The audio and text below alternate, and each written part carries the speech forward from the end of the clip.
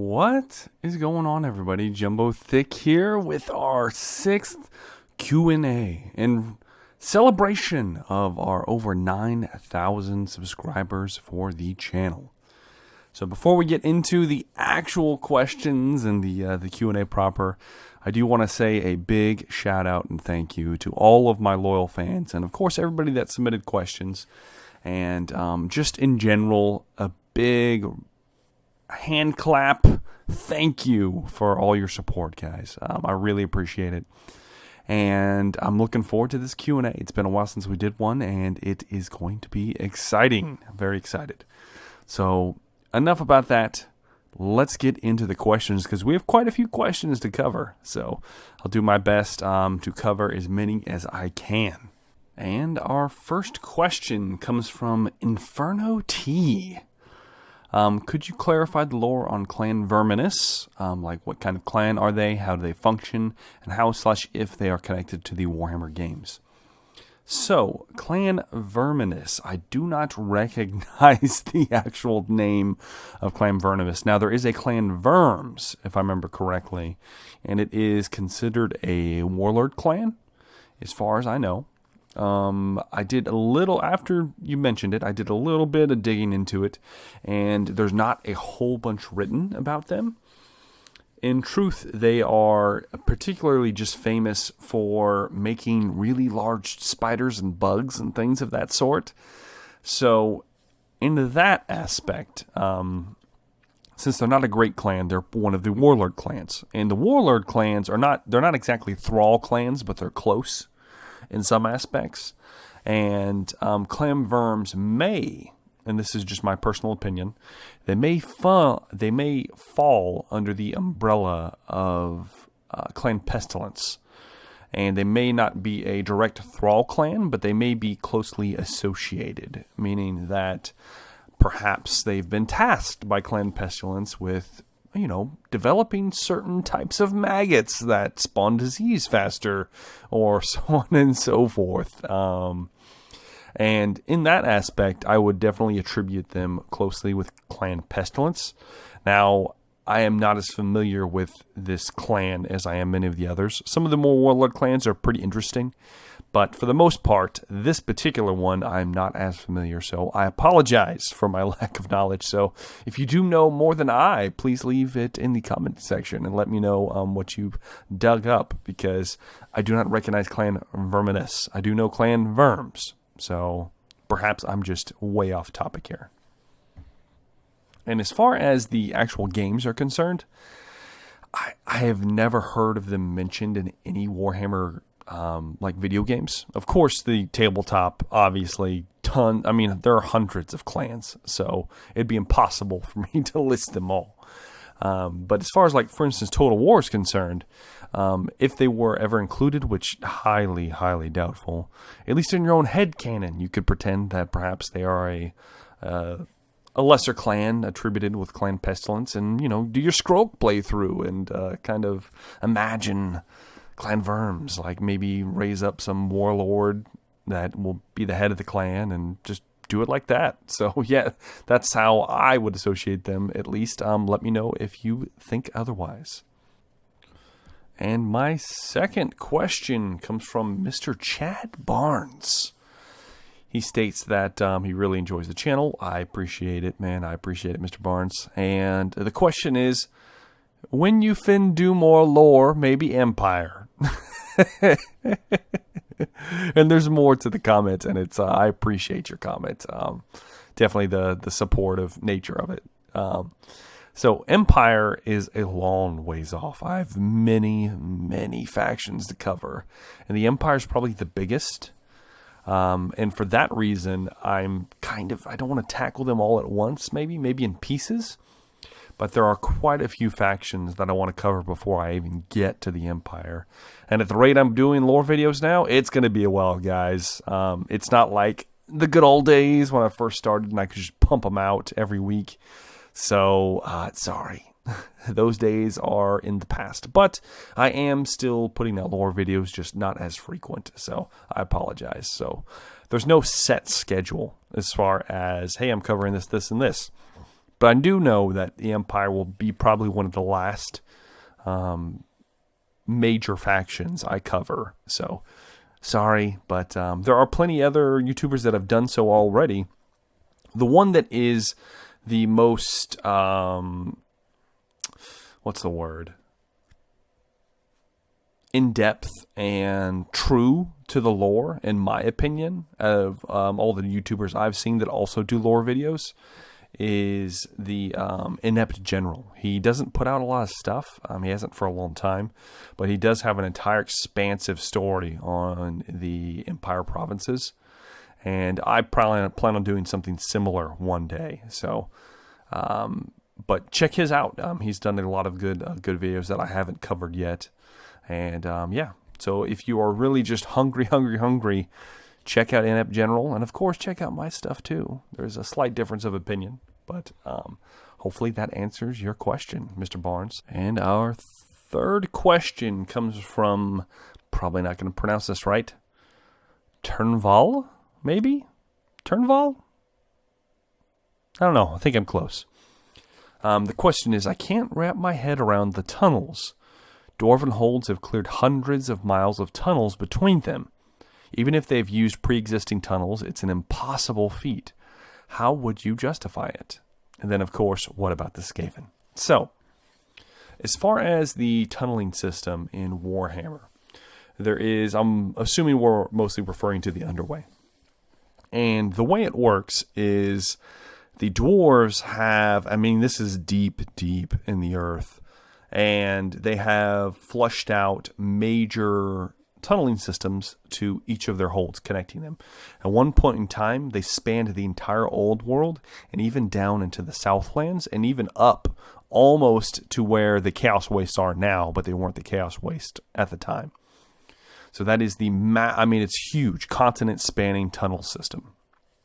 And the dwarves build to last, and you have to keep this in mind. When you start thinking about time scale in Warhammer. For instance, dwarves are excellent at just building in general in Warhammer Fantasy.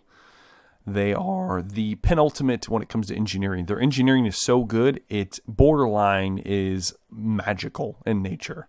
That's how pristine and awesome their engineering capabilities are.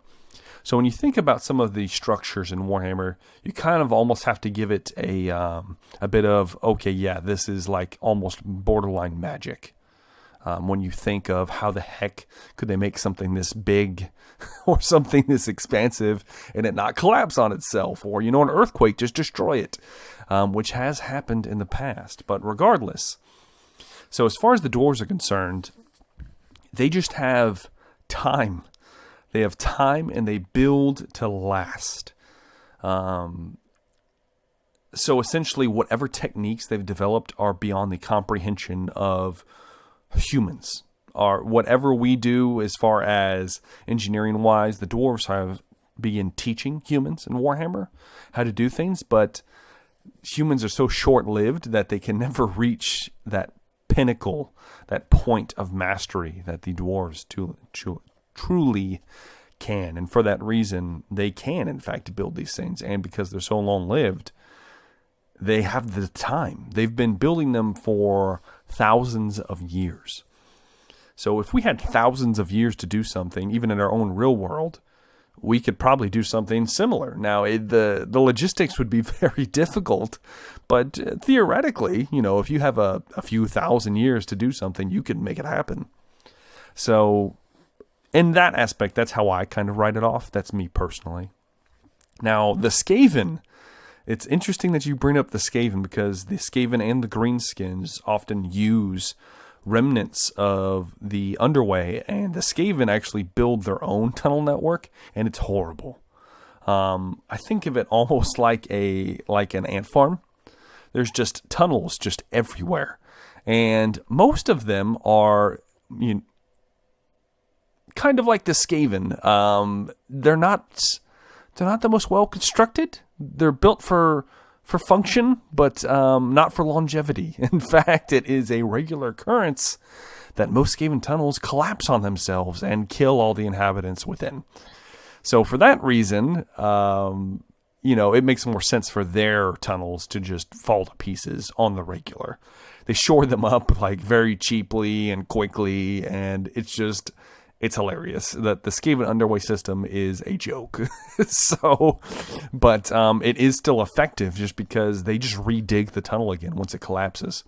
They'll redig it with a new set of slaves and or machines or giant monster breeder things that tunnel, and the Skaven are just cool. Check out my Skaven lore videos if you have not. And that's kind of the way that they use the underway as well. But they will tie in to the Dwarven underway and use that because the Dwarven underway is reliable. And so they often use big sections of that have fallen to the Skaven themselves as major trading routes and things like that between their own burrows as much as they can, because they are obviously much more reliable than the Skaven tunnels. All right, and our next question comes from Jumbo Smooth. If you haven't been watching my Warhammer Fantasy Roleplay, you should definitely check it out. Jumbo Smooth is one of my players and a personal friend of mine. His question that he decided to put in the Q&A video, because he's trying to be like that, is, "Hey, Jumbo Thick, love the channel. When are you going to give Marius Wolf a magical weapon? I mean, I think he deserves one. 20 episodes and all, just saying." And so Marius Wolf is the personal character that he does play in our campaign setting. And to answer that, since he decided to do this, he will never get a magical weapon. Never. Maybe someday. But no time soon, because how dare he tempt me like this? And he will feel my wrath. The fury of the GM will fall upon him and break him, and we will hear the lamentation of his women. But that got a little dark. So let's move on to the next question. And our next question comes from Bialism? I probably said it wrong. I'm sorry, man. But it says, let's say you have to worship at least one of the Chaos Gods. Which one of the four would you choose? And how actually would history have looked if Chaos was a real religion in Europe or the Middle East during the Middle Ages? Okay, so this is a two-parter. So the first part, I already know which part it is because I am depraved and messed up. I would definitely, if I had to choose a Chaos God, I'd be all about Slaanesh. That's just me. It's I don't know. Maybe it's something broken inside of me. I'm down with it. I'm down with the Dark Prince, the Prince of Pleasures, all of it. I don't know why, but I just really get into that. So yeah, don't think less of me, I hope. But that would definitely be my Lord and Savior, would be Slaanesh. But regardless, so the second question is a little more interesting. How actually would it have looked if Chaos was a real religion? So here's the thing. Chaos in Warhammer is almost like a force of nature. And its practice isn't usually voluntary. Usually, it is to an extent. But for the most part, it almost just like seeps and corrupts and then turns someone to it. Now, there are certain... I don't want to get too philosophical or too controversial here, but there are certain religions that embrace death to other people that aren't part of the religion, and like sowing the seeds of their religion across the world and so on and so forth. There are certain places like that do exist. There are aspects of that. Now, Chaos is just, it takes it to 11. And I don't think that a religion like this would be sustainable in a long-term, like real-world setting. It just wouldn't be conducive to society. It doesn't make any sense. Chaos is chaos. It is, matter of fact, the only thing I can find just even similar to what this society might be like, and this might be a stretch, possibly like, no, even they were more civilized than this. I was going to say like the Mongol hordes, but even they were more, I don't know. That's a tough one. That's a really tough one. But if they did exist, I feel like they would just be a blip. It would almost be just like a terrible cult that sprung up in such and such place at such and such time and winked out very quickly, because most of the other religions of the time would have squashed that like a bug immediately as soon as, heresy and things were mentioned. So burn the witches, so on and so forth. That's a real thing. But regardless, I don't think it would last long. That's my personal opinion. Maybe I'd like to hear your guys' thoughts. That's an interesting question. Thank you for submitting. And my next question comes from MadWookie98. Man, you have been with us for a while.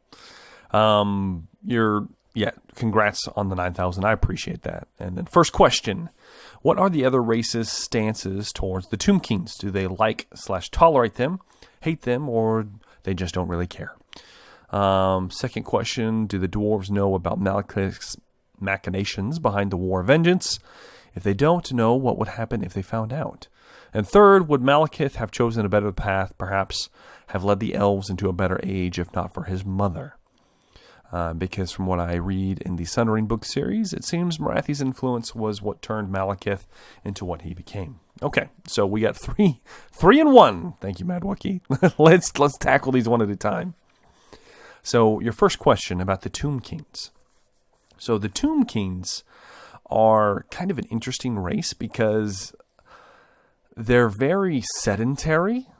Once they came about after, Nagash's whole death spell, and then he got banished himself. And if you don't know about the Tomb Kings lore, I have an entire video series on it, so you should definitely check it out. So I'm assuming you have done so. But the Tomb Kings in general don't have very productive relations with any other society. When I say productive, I mean they don't have like regular trade with other places. Now, with that in mind, that doesn't mean trade isn't possible and that there aren't some nations that will deal with them.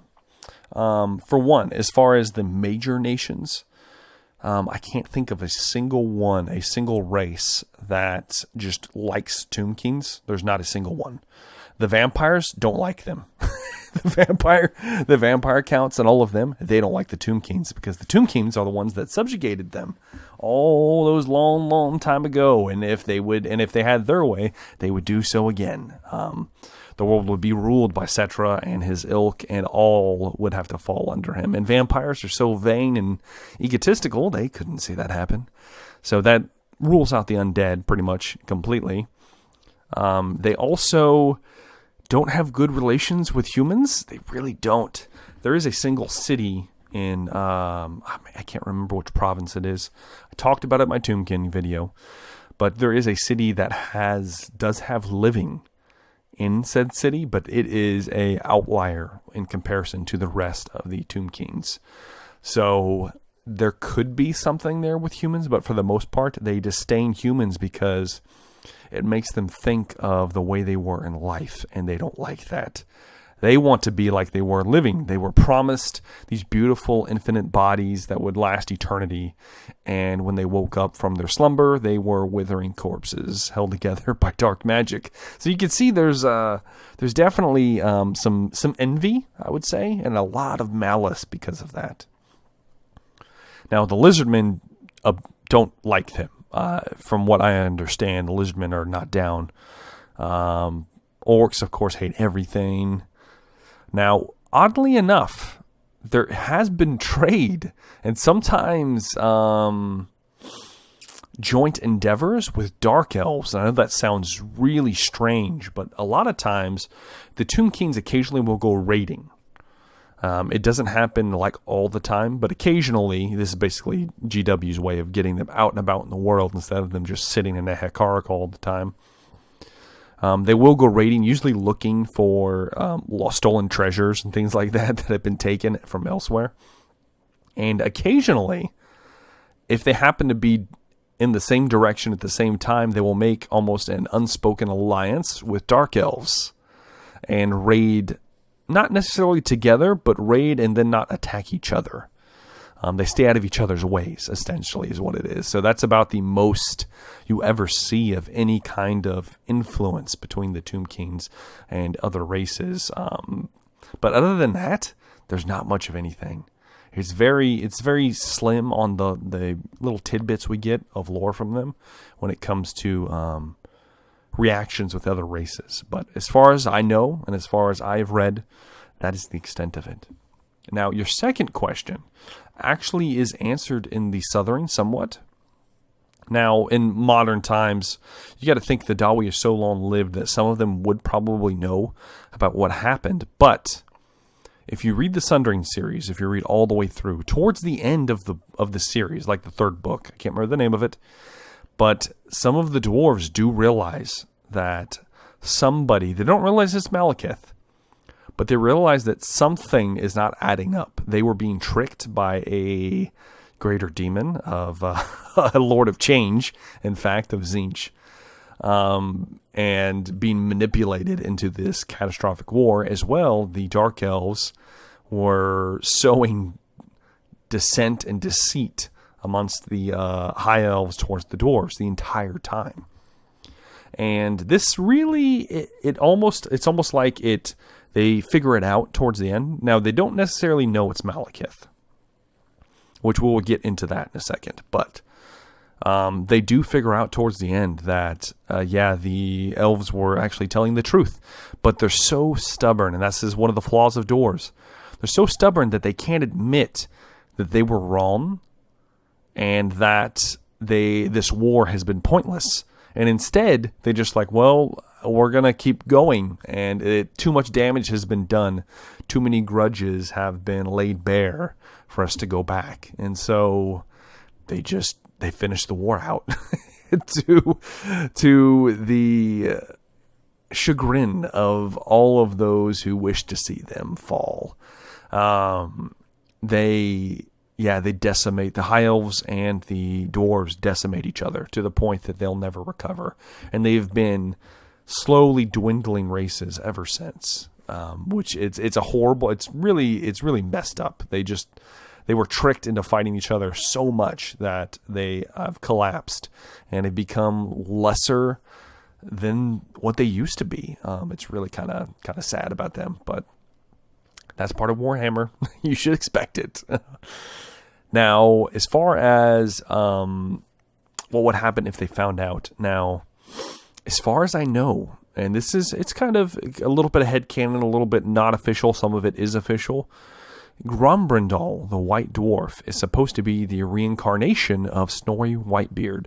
And it's subtly alluded to in the End Times even. He shows up a few times in the End Times, and they kind of mention that he might be the first king, the first mighty king of the Dawi that fought with Malekith and then pledged the oath of friendship. And then after he died, they had made that oath together. And because even though it was thousands of years later, Malekith broke the oath, it brought his spirit back from the dead as the vengeful dwarf Grombrindal. And I'm not necessarily saying that he knows. They don't really. Grombrindal's mysterious. He's just this very elusive, mysterious character. So he may know, but most of the Dawi don't realize that Malekith was behind all of it. They might suspect, and some of them might actually know, but they refuse to actually acknowledge it because that would mean that their ancestors were tricked, and they can't stand that one bit. So even if they did find out, I feel like it would be repressed. It would be repressed information that would go in the book of grudges, but wouldn't be spoken about out loud. At least that's how I feel it would happen. Now, as far as your third question, I did an entire video on Malekith. And my personal opinions, because after reading the Sundering and all of those good books, Malekith was being manipulated by Morathi.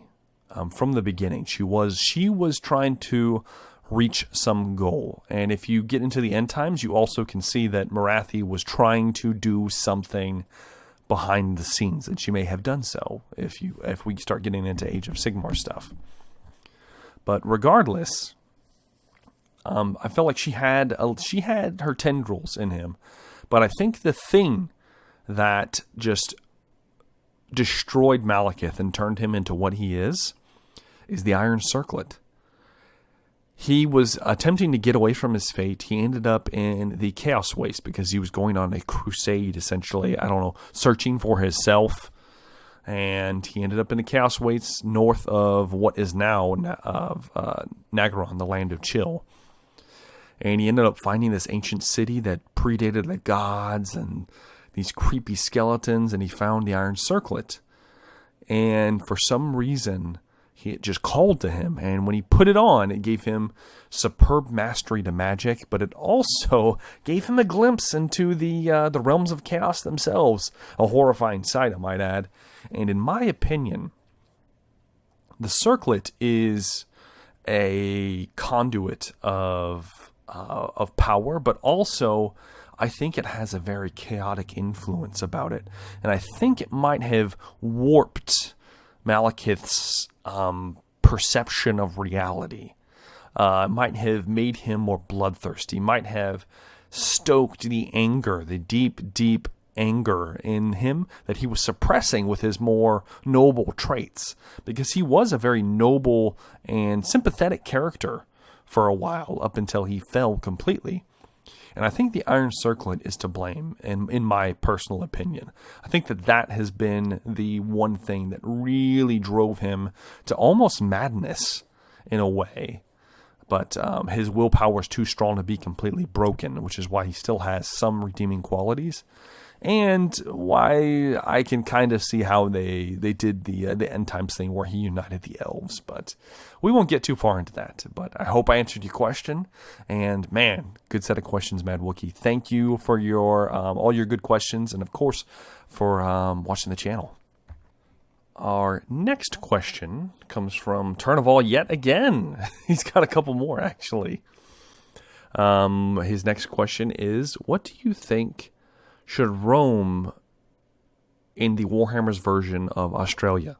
Snake lizardmen, kangaroo beastmen, or some really hardcore forest goblins? So, Warhammer Australia, unfortunately, does not exist. It didn't make the cut for some reason. Now, the closest thing to it is there are a set of islands owned by the High Elves called the Lost Isles of Elves, I think is how you say the name. They have some beastmen in them. Actually, they don't. They have nothing.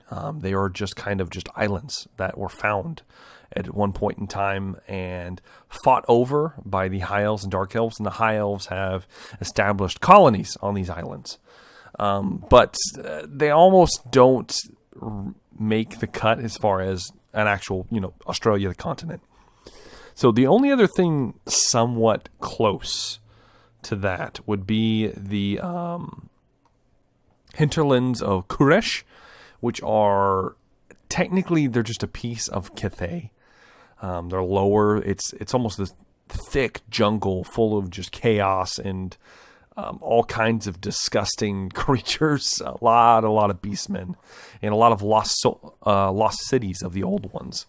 But as far as like Kuresh is concerned, there are also mentions of Naga and snake people that are not lizardmen. They're more like a kind of beastmen. It's really interesting. Very alien compared to most of the other Warhammer world, and something that just GW just never fleshed out. Now, if I had to, estimate what they would make into Australia, either A, they would just say it's part of the Southern Wastes, which we don't get a lot of descriptions on. But I'm assuming it's very similar to the Northern Waste, and therefore Australia would be a plane of chaos and death, destruction, carnage. It would be something similar to the Chaos Wastes itself, as far as if you're looking at the actual world map of Warhammer. Because where Australia should be, there's pretty much nothing. And the southern pole in our world stretches way farther into the ocean. And of course, a big, large piece of it is where Australia should be, which therefore would make Australia a realm of chaos. And that's kind of where I would go with that. Now, as far as your next question, Nurgle and Khorne seem to be the only great Chaos Gods able to carry a video game. How would you integrate any other two? How would the game look and feel? So, I love video games. Obviously, I do a lot of Let's Plays on my channels. Matter of fact, this originally was going to be just a Let's Play channel, but it definitely took a hard turn at some point. So, Khorne's an easy one, obviously. Blood for the Blood God, violence ensues, easy enough to do. Hack and slash, Vermintide, all of that good stuff, easily done. Same thing with Nurgle, because he's he's not one-dimensional, but it's just a slog of just really hardy people that you just chew your way through. Now, when it comes to Tzeentch, I think of a more RPG kind of game that you could definitely incorporate Tzeentch into. Something similar to, let's say, like an Elder Scrolls game. Except for the leading force behind the game would be like a cult of Tzeentch, doing lots of manipulations behind the scenes. Maybe you think it's one of the other cults, but it turns out to be a cult of Tzeentch, trying to bring forth some crazy scheme in the long term. And that'd be a cool, very cool video game to play, in my opinion. Now, as far as Slaanesh is concerned, that would be a tough one. I don't honestly know. Okay. So we could go with this. We could go with a similar aspect, more of an RPG. Less so a straight up just fighter game, like first person like melee fighting game or any of it really. It would be more of a story eccentric game and less so about just hack and slash carving through fools, because that's not the way Tzeentch and that's not the way Slaanesh work. They do have those aspects about them, obviously, because this is Warhammer. But the other route you could go is you could do like dungeon delving. It could be like, hey, this is Slaanesh has carved out a cult in this mountains up here, and you need to go raid it and kill them for the glory of the Empire. Things like that. But still, in that aspect, it would still be more of an RPG kind of aspect about it. And I don't know, I feel like the Warhammer world fits itself very well to an RPG, and it hasn't been done as far as like something similar to Elder Scrolls. Now, they have done Warhammer Online, of course, and it was fairly successful back when it was running, but you can't compete with the big dogs, World of Warcraft, places, things like that sorts. But if they ever did a Warhammer Fantasy like RPG setting, I think it would do great. It would be fantastic. A lot of rich environments, and you could easily fit in the Chaos Gods into a system of that sort. I feel that it would lend itself well to that. So that's the way I would do it if I, in somehow kind of magic wish that I could cast to make this happen, because I would love to play it. But yeah, that's my thoughts on that. And our next question is also video game related, from Mr. Patrick Ireland. He asked, when you do your Total War videos, what mods do you run outside of the ones for video production? I find that running the campaign, even on easy, the AI seems to be fairly brutal, especially in higher turn counts.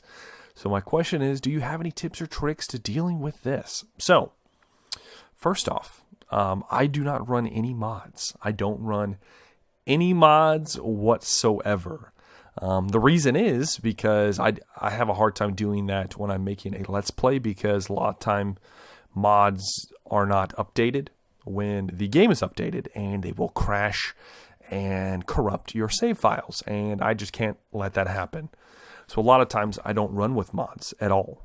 The only time I like to start running mods is when a game is somewhat completed, like Total War is now. Total Warhammer 2 is pretty much, they're not doing any major DLC releases.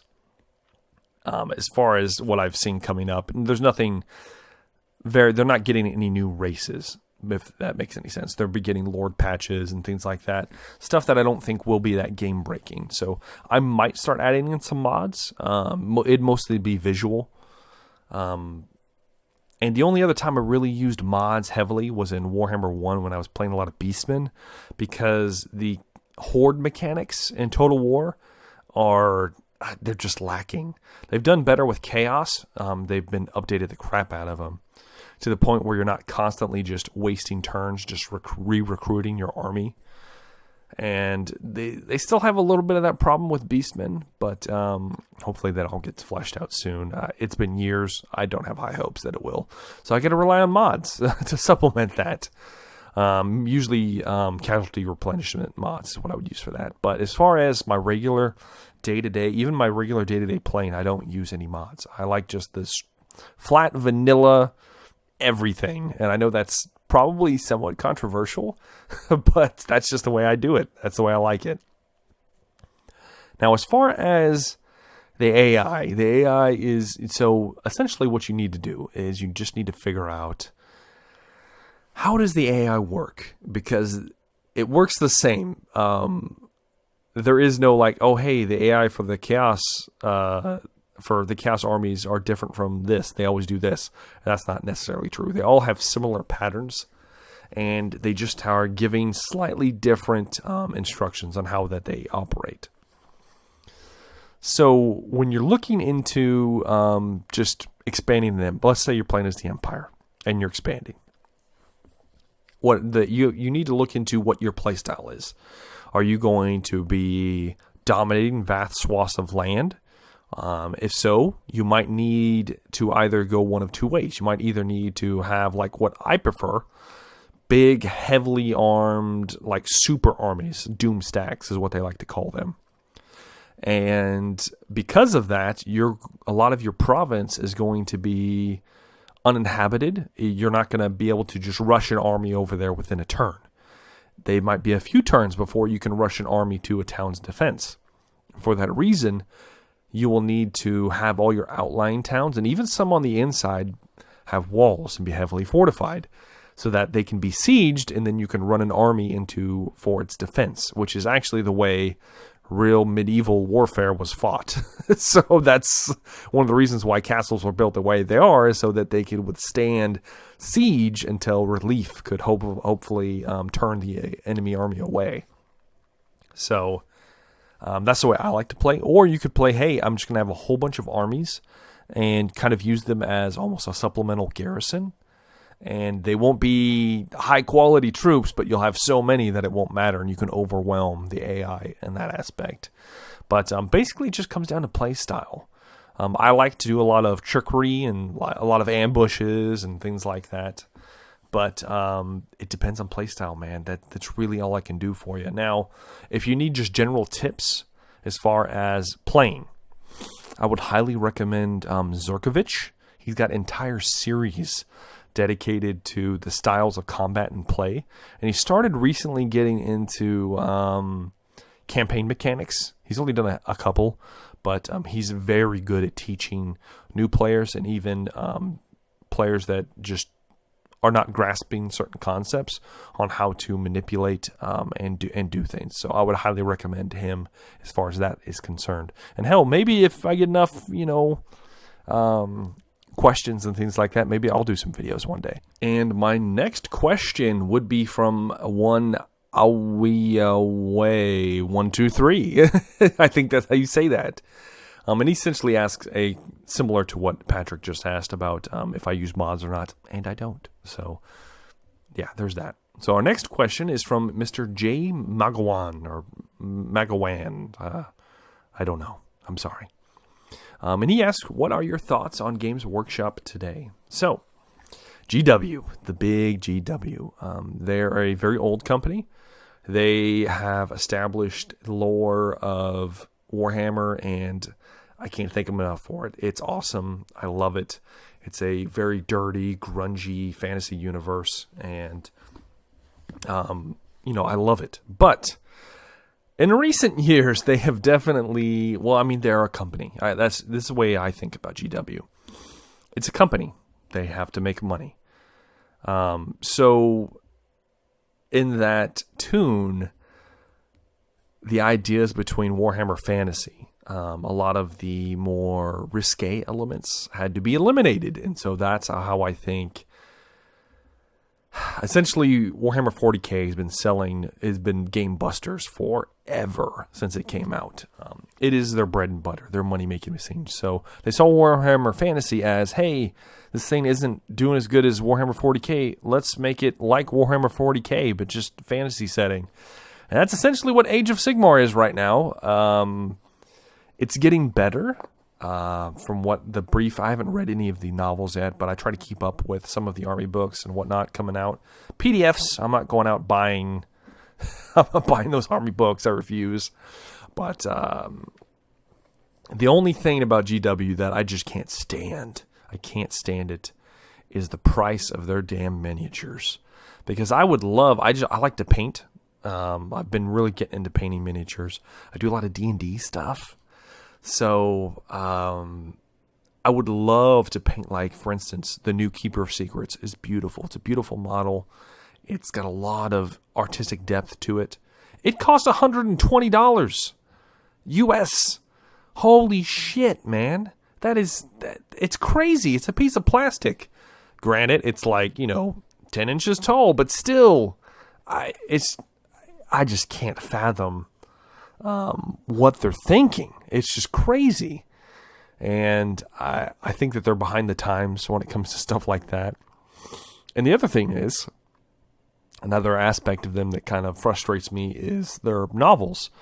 Now, they have been coming out with the compendiums, which are nice. But for the most part, their novels are expensive as hell for what they are. Like, if you were to pick up an average trade paperback novel, just an average fantasy, like D&D inspired novel, it would average, anywhere between $10 and $15. For some reason, like, a lot of stuff in the Black Library, when it first comes out, is like, oh, hey, this is, for some reason, this book is $16 or $20, or, it's crazy. It's crazy. I feel like they up the prices on a lot of their stuff just because it says Games Workshop on it. And I don't know. I try not to have any negative feelings because they are a company, and I do it's almost like one of those, I hate what they do because I like it so much, because I like the topic at hand, and that's just kind of how I feel about them. I feel like their stuff is expensive, and it kind of makes me sad because it lends itself to the average person not being able to, like, for instance, getting into wargaming, tabletop gaming is insanely expensive. You're pushing away an entire subgroup of people that can't afford to play your game because it's so expensive. And that's just, it's kind of sad, really, is what it is. But we're not getting into that. That's a different topic altogether. But I have mixed feelings on Games Workshop in its iterations today. All right, and my next question comes from one Roman Woolner, and it is a impressive chunk of text that I'm not going to read all of it right now because it's a lot. It's a lot. Essentially, there is a question in here. There's more than one, but the main one is, will I ever be doing any of the lesser Skaven clans, as far as putting them into, like, doing lore videos on them? And the answer is probably not. I might do, there's a couple that are really stand out and interesting, but for the most part, the lesser clans, there's just not enough information. Some of them do have interesting ties to the Warhammer world. Like, I believe Clan Mordkin, you even mentioned Clan Mordkin actually, are the ones that specialize in fighting undead, because they were the ones that fought Nagash all those long years ago. So they got really good at fighting undead things, and things like that are super interesting. But maybe I'll just do like a blanket video on some of the lesser clans. But for now, I don't plan on doing any specialty. Hey, this is just the Clan Mordkin video. This is just the Clan Rictus video. This is just the Clan Scuttle video. I probably won't be doing that anytime soon. Unless it's just by popular demand, people really want it, then I will deliver. But as far as that's concerned, probably not going to cover it, man. Sorry. Sorry, Mr. Woolner. And my next question comes from Frog Vapor. You've been around a while as well, my friend. I've been around a while. Did Grom the Paunch, the best Warhammer character, ever meet an ogre who had the bigger guy? Oh, jeez. So, for those of you that don't know, Grom the Paunch is a goblin that ate a troll that was still kind of alive. And he, just like Greenskin fashion, he got super big. He's like giant. He's bigger than most orcs. He's huge. Now, ogre size, that's interesting that you say that. Chances are he's ran into an ogre. I mean, he's a massive army. They ravaged the Empire at one point. Surely they ran into some ogre mercenaries at the least, if not something more extensive. And Grom, I don't know. If I had to throw it all out there. Now, Grom is a hero class character. If he came up to an average ogre, in my opinion, as far as like the consistency of Warhammer lore, he would stomp an ogre. Just a generic ogre. Now, another rival, like another hero ogre or an ogre tyrant, I think that would probably go to them. But Grom's a crafty guy. He's crafty despite his size. So I don't know. That's a tough one, man. That is a tough one indeed. And I don't want to say who had the bigger guy. I don't want to say it because this is still PG-13 rated channel sometimes, occasionally. Moving on. Thank you, Frog Vapor, for the comment. Moving on to our next questions, which come from Petrucci Ibiza. There's many questions in this, actually. So, question number 1. Who's the hottest Warhammer waifu, in your opinion? Awesome. You know what? People are not going to know who I'm talking about. Most people won't. But the one that I don't know, and maybe it's because I just reread the book recently, but I don't know her entire official title.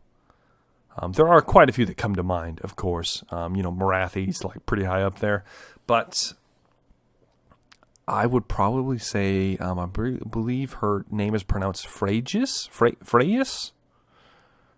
Queen Freyas, something like that. It's Sigvald the Magnificent's wife. Yes, he has a wife. You should definitely check out the Sigvald novel if you can get a hold of it. It's in the current Chaos like Heroes Omnibus as well. And holy shit. She's described in there, and wow, that's all I can say. Read it for yourself, but if I had to pick one, that's the one I'm going with. Plus, he has a lot of Slaaneshi tendencies, and I'm into it. Next, what lores of magic besides fire, and I'm assuming that is gut magic, can ogres use? So they also get access to death, and I want to say beasts. Yeah, they get access to death and beasts, and by proxy, it would make sense that they would also get... No, I think that's it.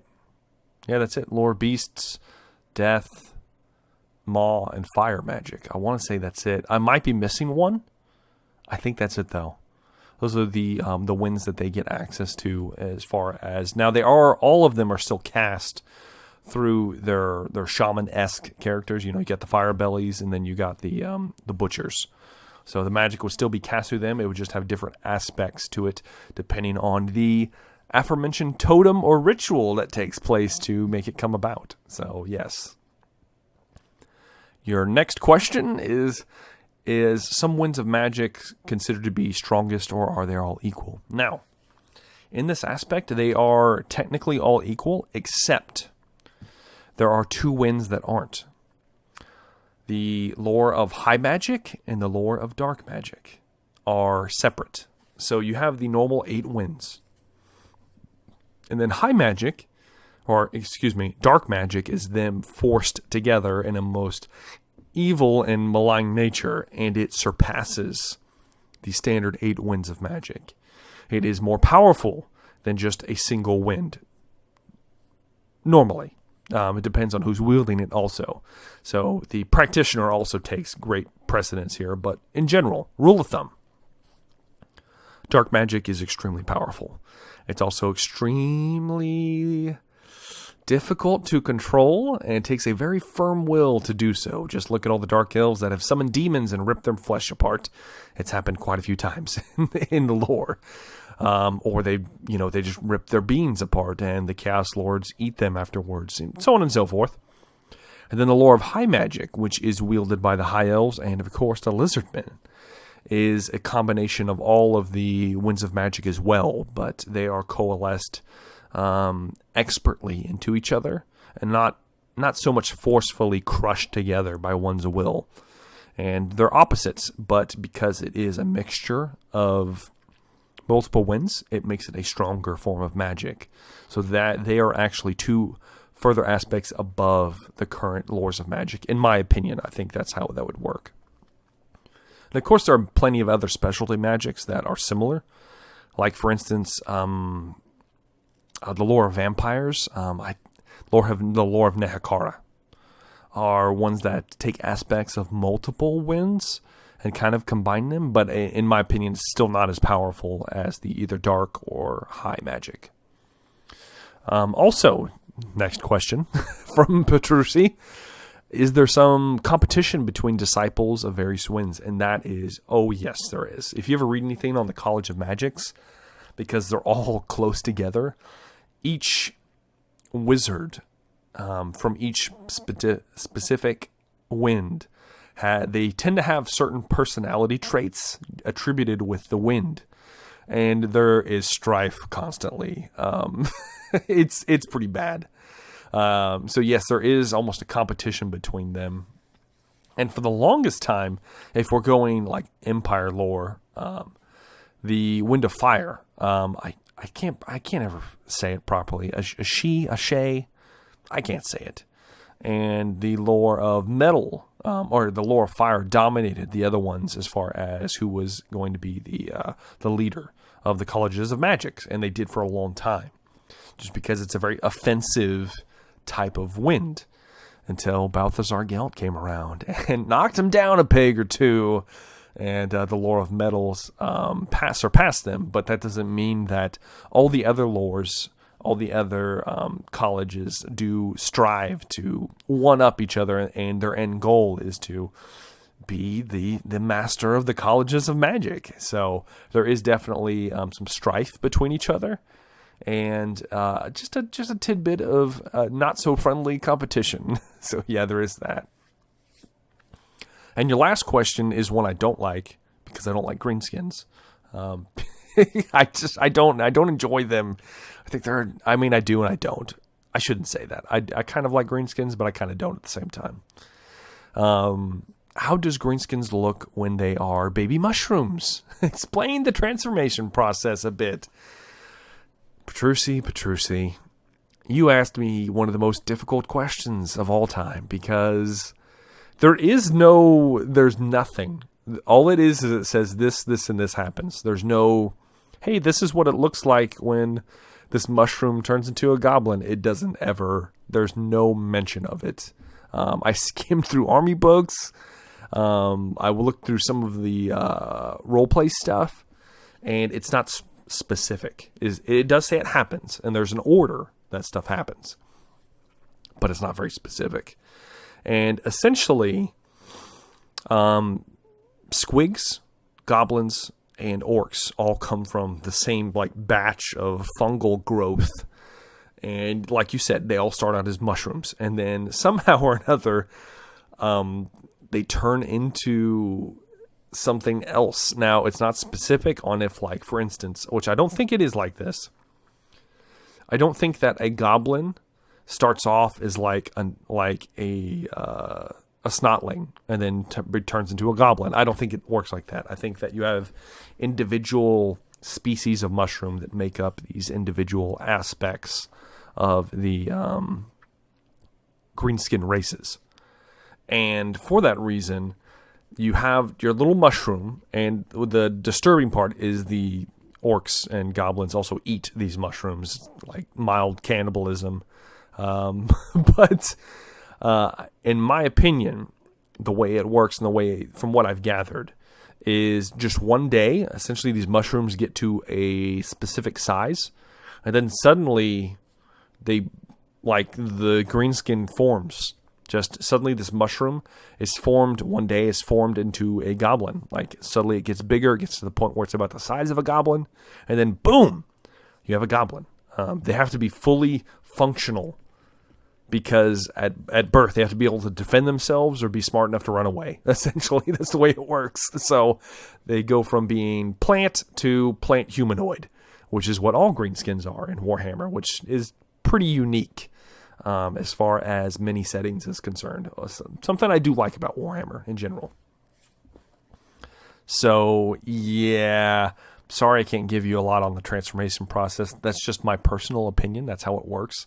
So, like an orc, that what was going to be an orc, you would get a big-ass mushroom, and then suddenly there would be a damn orc there that would just kind of, like, burst forth one day. Maybe not fully grown, because they get so big, but maybe quickly able to assert its size, because you got to remember, the greenskins don't have any women. There are no, as a matter of fact, they're technically sexless. Now, you know that they have buttholes for sure, because they like to poop on everything. So, but they don't mention any other genitalia. It's not mentioned. So I don't know what they got down there. I'm assuming they got something, but because of that, there's no like nurturing, like womanly figure to nurture young. So in my opinion, they're just grown to full adulthood, and then that's it. So that's my take on it personally. Let me know in the comments section what you think. And my next question comes from Rogel Dorn. It says, "Hey JT, love your content." Thank you. Appreciate you. "Why do the elves not incorporate more technology into their military? For example, guns, cannons, rockets. Surely they have seen how effective they are on the battlefield. Also, Cetra versus Malekith 1v1, who you got?"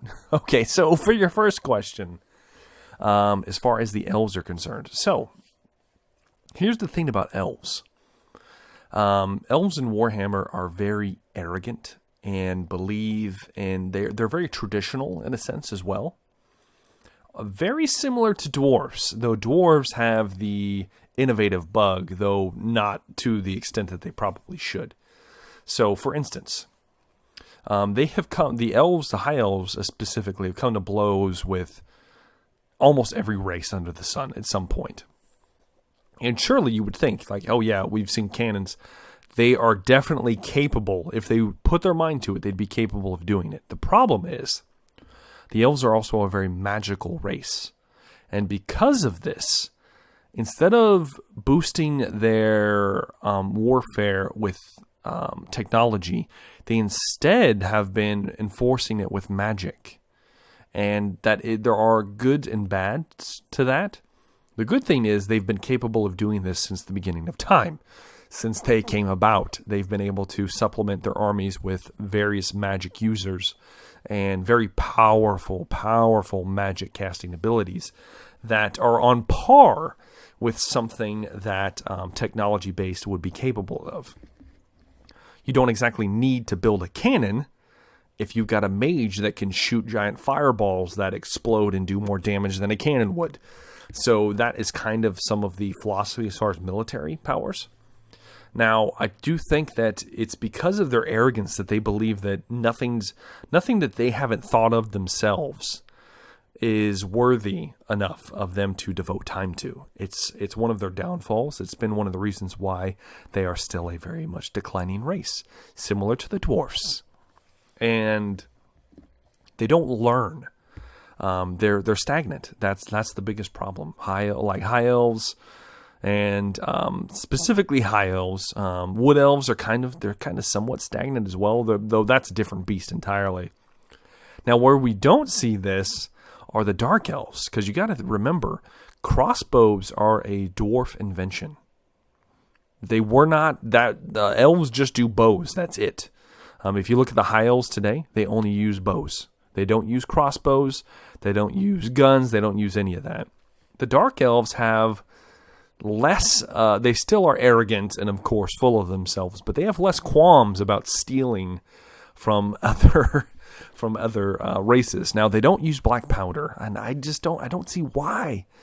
Like I said, it's got to be something to do with the magic, the innate magic that a lot of them are capable of doing anyway. But the Dark Elves have embraced crossbows. They've embraced them and made them better. They have repeater crossbows, something the dwarves could be capable of, but the pesky engineering guild won't let them do it. So, yeah. But that's one of the main reasons why you don't see those kinds of things in the elves repertoire of technology and military tactics. They're set in their ways, and that is one of the problems with elves, in my opinion. Now, as far as the second part of your question, Cetra versus Malekith, I don't know. That would be a tough one. I think just because of End Times lore, it would go to Malekith. I know that might not be as popular, because Cetra is awesome. Cetra is a great character, and I wish there was more on Cetra. There really isn't a lot mentioned about Cetra. In the in the novels and whatnot, he doesn't come up very often. And in the End Times, he gets like a page. It's really kind of sad. But Malekith has been center stage for a long, long time. And I feel like he probably, especially if he's mounted on Seraphon, I just don't see how Cetra's going to bring him down. I think that he would lose 9 out of 10 fights with Malekith. That's just me personally. That's not being an edgelord or anything like that. That's just from popularity standpoint and from even just a tactical standpoint. He's on a flying dragon. I just don't think Cetra could compete. So that's my personal opinion. Now, if they were both on foot, I might give it to Cetra, honestly. I think that he might be a superior combatant on the ground, though Malekith is no slouch. You got to think Malekith has been around longer than Cetra. He's been around for an ungodly amount of time. And, he has. He's been around longer than him, because if you count all the years that Cetra was dead and then came about, and that, regardless, that's getting complicated. Still, Malekith's been around so long, and he's been fighting for so long that dude is a powerhouse when it comes to not just magic, but also just martial prowess. So I'd probably give it to Malekith. And our last question of the night of the video comes from Inquisitor Thomas. I appreciate you as well, Inquisitor Thomas. You've been around for a while. I appreciate you. Is there a particular reason the von Karstein name is so important? I mean, as far as we are aware, von Karstein is just a name that Vlad made up, yet his entire bloodline is named after this fake name. And taking von Karstein as a surname is basically a reserved right for the most prominent members of the bloodline. Why not take Isabella's surname, since her name would be more prestigious as the rightful ruling dynasty of Sylvania? And don't answer with, well, Vlad von Drac is a terrible name. It kind of is, but they could have made von Karstein the maiden name. That's true. That is very true. So, in this aspect, there is no root. I looked after you mentioned this. I was like, yeah, he did make up the name, as far as I can tell, because his actual name, Vashanesh, is Nehekaran. So I think that what he was doing is he was trying to get an empire take on his name.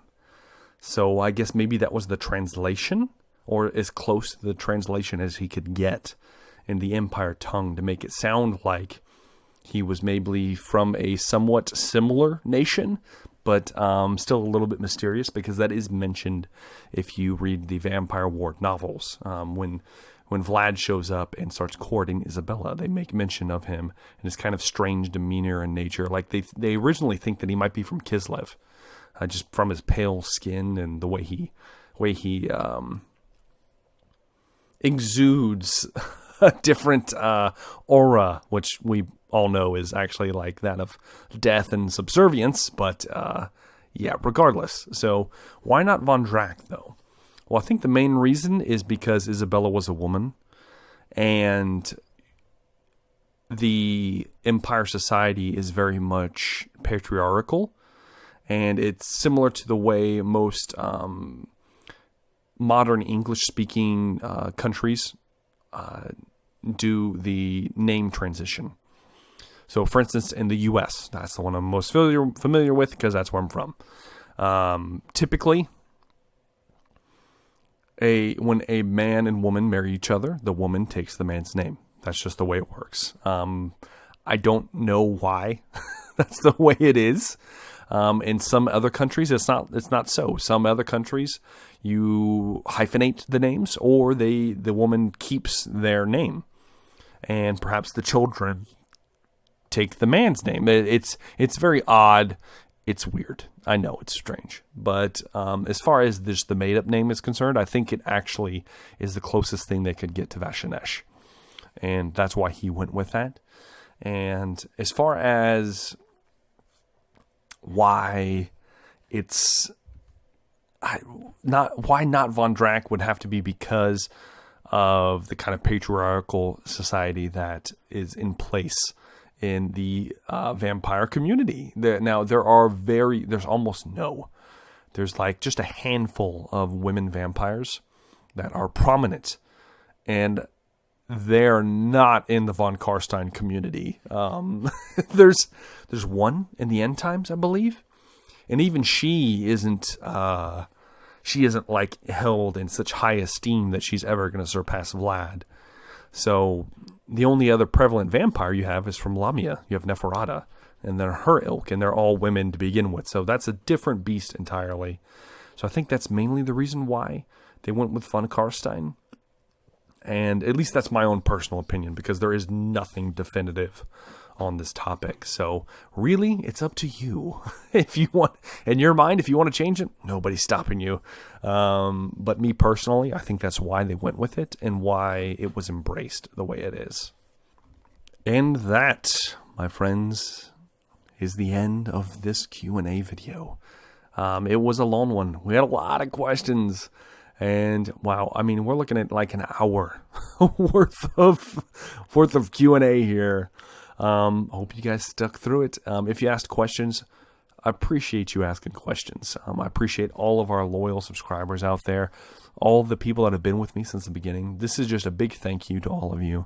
And man, this has been a dream come true. The channel's been prospering, and we've just been trudging along, just making lore, playing some video games, doing the good stuff in life.